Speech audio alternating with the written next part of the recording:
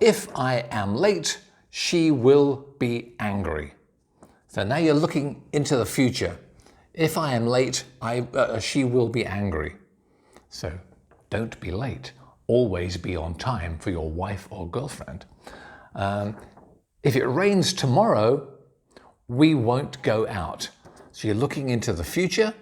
If it rains, we don't know if it will or not because the future, who knows? If it rains tomorrow, we will not, won't, will not, won't. We won't go out because who wants to go out in the rain?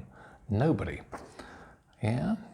And the third example was, if they win the next game, they will be champions. But we don't know.